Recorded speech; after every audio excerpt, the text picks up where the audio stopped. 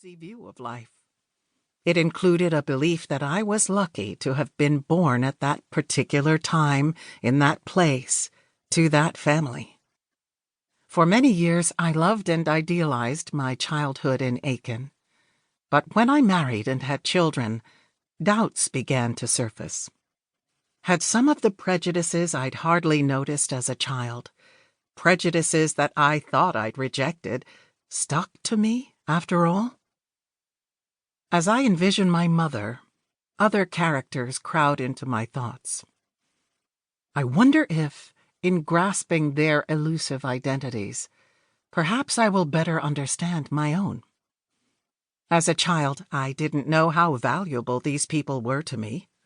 They were simply part of my life, and like most children, I took them for granted. At times, as I write, these people open their worlds to me. At others, they remain obscure, reluctantly yielding their secrets. Although some have died, they all remain with me. Part 1. History.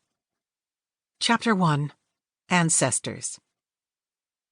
I don't remember my parents ever telling me that I would need a marketable skill. It would have been an outlandish idea.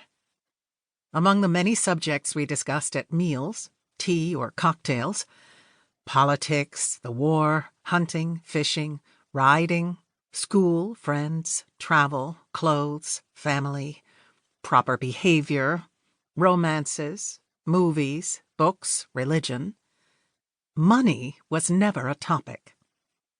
Money was a mystery to me for years. My mother had grown up with absolutely no idea of the value of money. It must have seemed limitless to her, and in her parents' family it had been, less than 2 generations earlier. With a Whitney father and a Vanderbilt mother, my mother was born an American princess. What does this way of life mean to a family?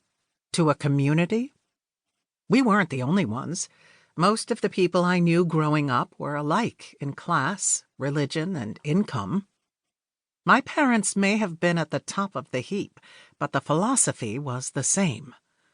Money grubbing and other disdainful references to a life of hard work made labor seem vulgar. Even talking about money was in bad taste, and we never did talk of it. Unaware of the source or extent of our uncommon comfort, we had no shame of it.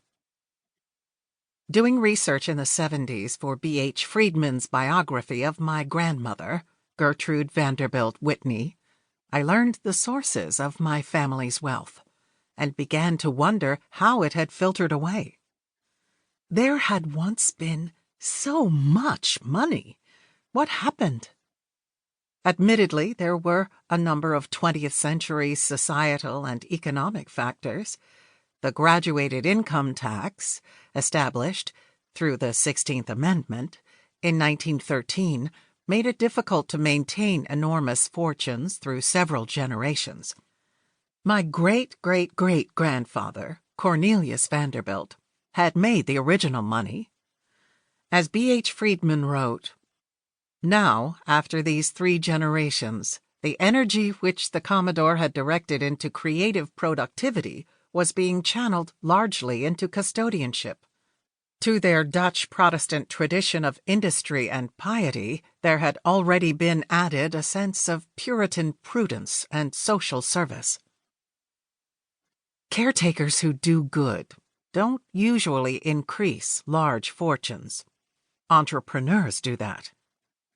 To backtrack, the first Vanderbilt of whom I know is a farmer, Jan Artsen Vanderbilt, of the Manor of Bilt, near Zeist, Holland, who in the mid-17th century emigrated to Flatbush, New Amsterdam.